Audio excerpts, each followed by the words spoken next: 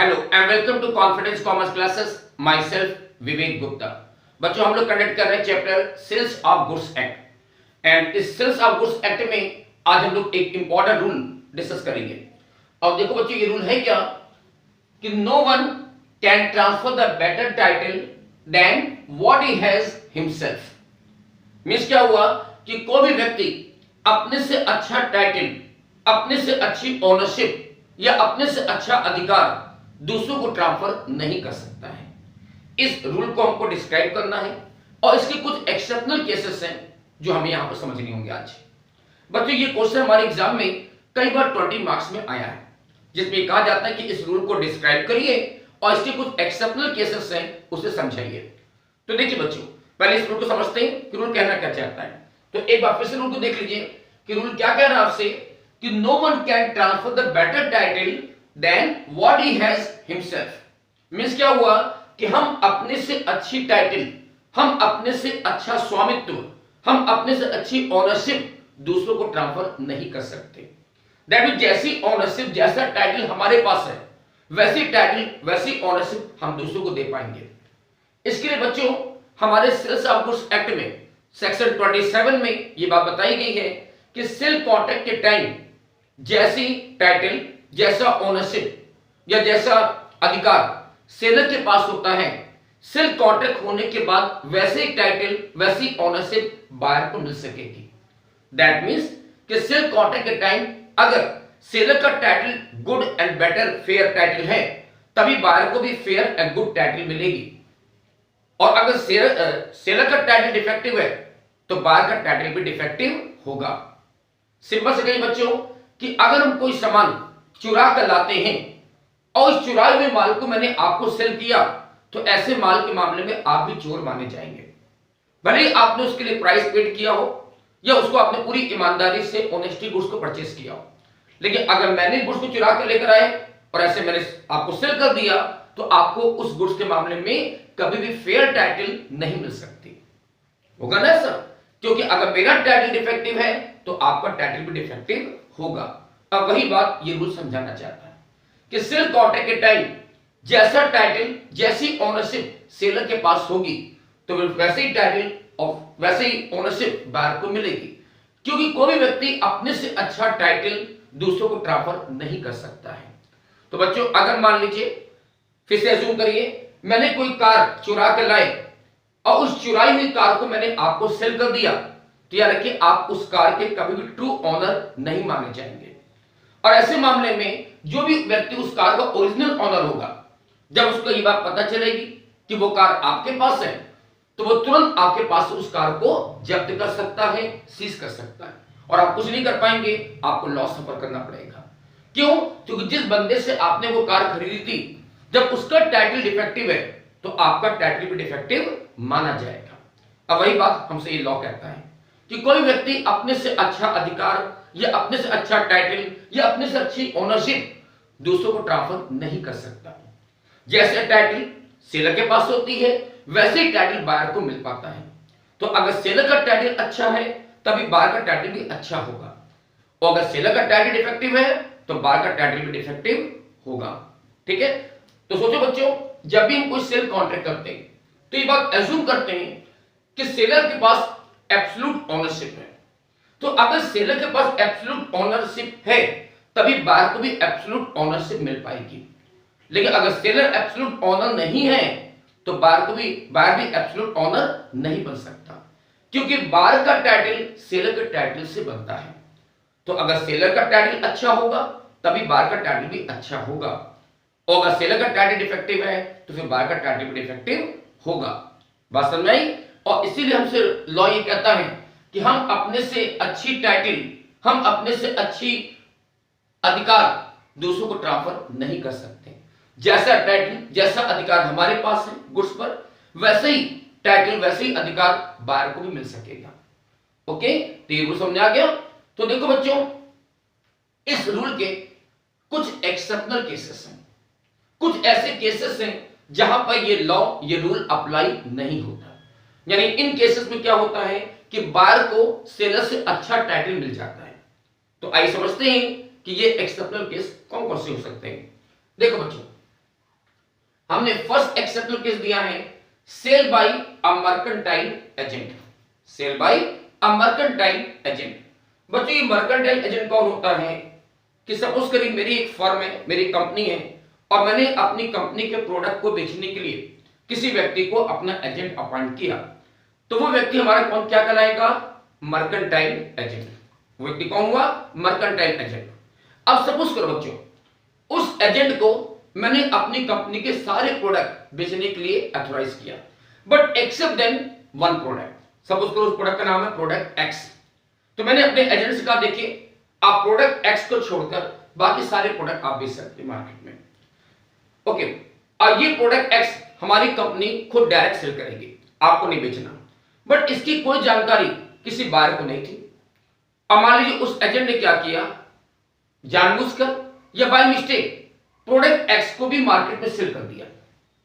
अब खरीदने वाले व्यक्ति ने पूरी ईमानदारी से, पूरी with honesty and without the knowledge of defective title of agent goods को परचेज कर लिया। यानी परचेजर को, बायर को इस बारे में कोई नॉलेज नहीं था कि एजेंट के राइट्स में कुछ डिफेक्ट है और उसने क्या किया, गुड्स को परचेज कर लिया। तो ऐसे मामले में लॉ कहता है कि बायर को फेयर टाइटल दिया जाएगा। हालांकि एजेंट के पास गुड्स को बेचने का टाइटल नहीं था, एजेंट को गुड्स बेचने का राइट्स नहीं था, लेकिन क्योंकि खरीदने वाले व्यक्ति ने विद ऑनेस्टी गुड्स को परचेज किया तो उसे फेयर टाइटल मिल जाता है। बात समझ में आ गई कि अगर कोई बायर मर्केंटाइल एजेंट से गुड को परचेज करता है बट गुड फेथ पर, तो याद रखना गुड फेथ पर, पूरी ईमानदारी से, और उसे इस बारे में कोई नॉलेज नहीं होना चाहिए, तो उसे फेयर टाइटल दिया जाएगा। हालांकि एजेंट को बेचने का राइट्स नहीं था, लेकिन बायर को फेयर टाइटल मिल जाता है। ठीक है, ये हमारा फर्स्ट एक्सेप्शनल केस था, sale by mercantile agent. Next point देखते हैं, sale under the implied authority of owner और टाइटल बाय एस्टोपेल्स। समझना बच्चों, लॉ ये कहता है कि अगर किसी बायर ने सेलर के या ओनर के, अगर किसी बायर ने ओनर की प्रेजेंस में और उसके नॉलेज में कोई गुड्स को परचेज किया है, तो ऐसे मामले में भी परचेजर को यानी बायर को गुड टाइटल दी जाएगी, क्योंकि उसने ये गुड्स ओनर के प्रेजेंस में, उसके नॉलेज में, उसकी जानकारी में गुड्स को खरीदा है। फिर भले ही बेचने वाले सेलर के पास गुड टाइटल ना हो, लेकिन बायर को गुड टाइटल दिया जाएगा, क्योंकि उसने ओरिजिनल ओनर के प्रेजेंस में, नॉलेज में गुड्स को खरीदा है। अब जैसे बच्चों इसको एक एग्जांपल समझेंगे तो और अच्छे समझ में आता है। सपोज करिए कि कोई व्यक्ति आपकी बाइक को सेल कर रहा है और जिस वक्त वो सेल कर रहा है उस वक्त आप वहां पर प्रेजेंट हैं, आप वहां पर खड़े हैं, देख रहे हैं, और किसी व्यक्ति ने आपकी प्रेजेंस में, आपके नॉलेज में, आपकी जानकारी में आपकी बाइक को खरीद लिया और उस टाइम आपने कोई ऑब्जेक्शन नहीं किया। अब खरीदने के बाद जब वो बाइक लेके जाने लगा तो आपने उसको रोक लिया कि सर ये बाइक तो हमारी थी, तो मुझे बताइए क्या वो बाइक आप उस बार से वापस ले सकेंगे? नहीं ले पाएंगे ना। क्यों? बार क्या बोलेगा कि सर जब मैंने बाइक को खरीद रहे थे तो उस वक्त आप वहां पर प्रेजेंट थे, और जब वहां पर आप प्रेजेंट थे तो उस टाइम आपको ऑब्जेक्शन करना चाहिए था। तो अगर उस टाइम आपने ऑब्जेक्शन नहीं किया तो अब आप कुछ नहीं कर सकेंगे, और ऐसे मामले में बायर को गुड टाइटल मिल जाएगी। बात समझ में आई कि अगर कोई बायर ओरिजिनल ओनर के प्रेजेंस में, उसके नॉलेज में गुड्स को परचेज कर रहा है तो वहां बायर को गुड टाइटल मिलता है। फिर भले सेलर के पास डिफेक्टिव टाइटल हो, सेलर का टाइटल फेयर नहीं है, लेकिन बायर को गुड टाइटल मिलेगा क्योंकि उसने ओरिजिनल ओनर के प्रेजेंस में गुड्स को परचेज किया है। ओके, तो ये था हमारा सेकंड एक्सेप्शनल केस। आते हैं next point, sale by one of joint owner.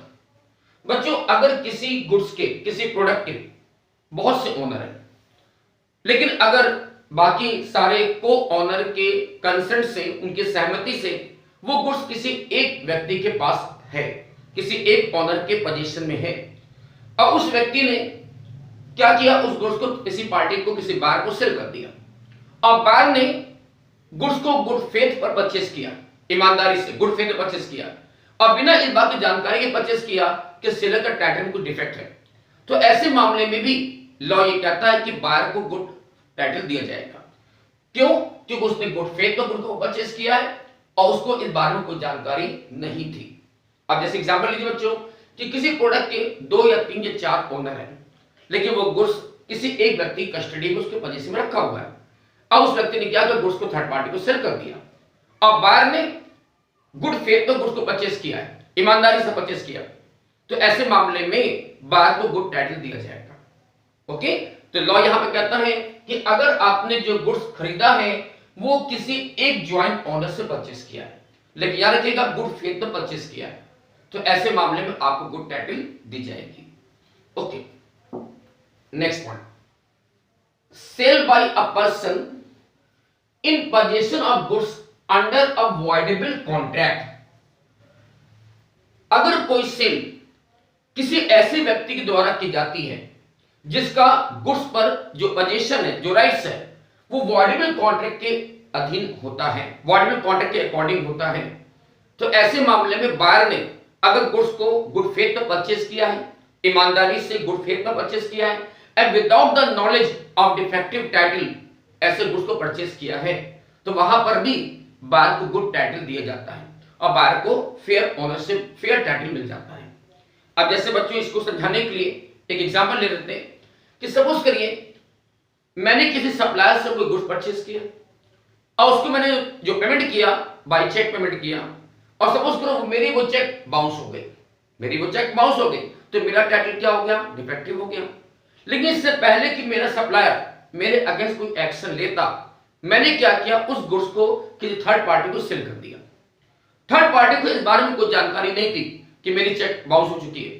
Third party ने हमसे वो गुड्स पूरी ईमानदारी से गुड फेथ में परचेस किया, तो ऐसे मामले में भी लॉ ये कहता है कि जो थर्ड पार्टी है, जो बायर है, उसको फेयर टाइटल दिया जाएगा, क्योंकि उसको इस बारे में कोई जानकारी नहीं थी कि हमारी चेक बाउंस हो चुकी है और उसने गुड फेथ में गुड्स को परचेस किया है, तो वहां पर बायर को फेयर टाइटल दिया जाता है। हालांकि मेरा टाइटल डिफेक्टिव है बट उसका टाइटल फेयर माना जाएगा। बट याद रखना बच्चों, ये एक्सेप्शनल केस तभी अप्लाई होगा जबकि मेरा जो पोजीशन है गुड्स पर वो वॉइडेबल कॉन्ट्रैक्ट के अकॉर्डिंग हुआ है।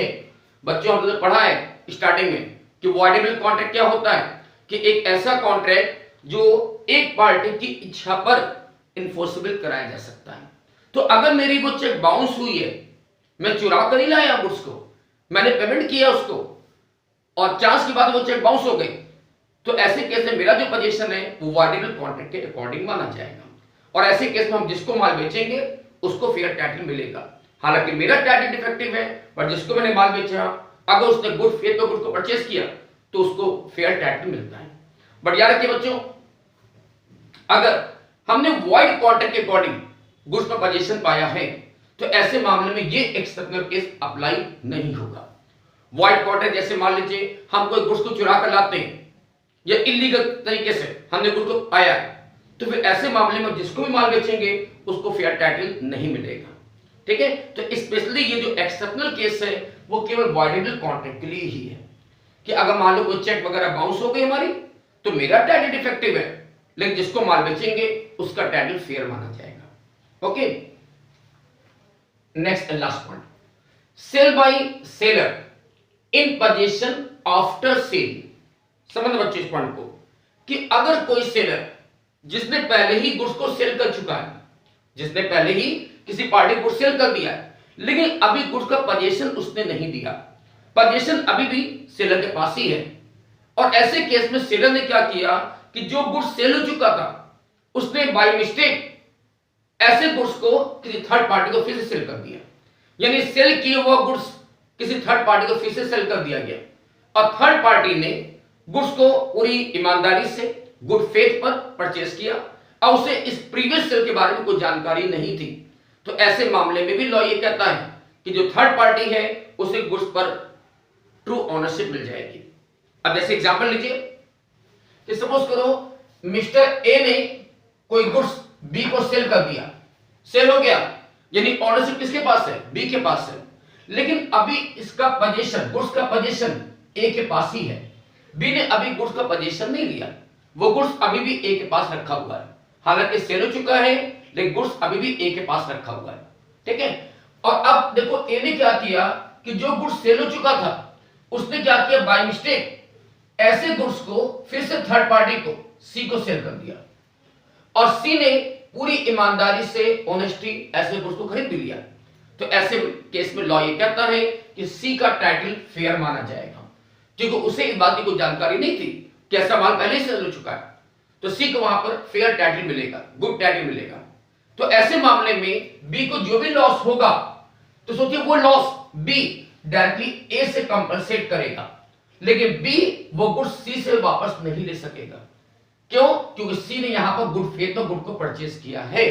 तो बच्चों ये भी एक एक्सेप्शनल केस है कि बेचने वाले व्यक्ति के पास अब सेल करने का राइट्स नहीं था, लेकिन इसके बावजूद खरीदने वाले व्यक्ति को फेयर टाइटल मिल जाता है। तो बच्चों अगर कोई सेलर जिसने एक बार गुड्स को सेल कर दिया और सेल किए हुए गुड्स को दोबारा फिर से थर्ड पार्टी को सेल कर देता है, तो थर्ड पार्टी को फेयर टाइटल मिलता है अगर उसने ऐसे गुड्स को गुड फेथ पर परचेज किया है, गुड फेथ पर ईमानदारी से परचेज किया है। ठीक है बच्चों, तो ये थे हमारे कुछ एक्सेप्शनल केसेस जहां पर सेलर से अच्छा टाइटल बायर को मिलता है।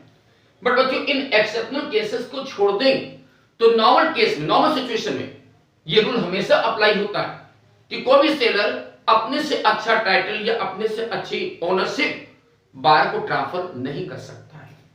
ओके, तो ये था बच्चों ये रूल और इसके कुछ एक्सेप्शनल केसेस। तो होप सो आपको मेरी ये बात समझ में आ गई है। फिर भी अगर किसी पॉइंट में कुछ प्रॉब्लम है तो आप उसे क्लास में उसको डिस्कस कर सकते हैं। ओके, तो टिल देन बच्चों good day, thank you, bye bye.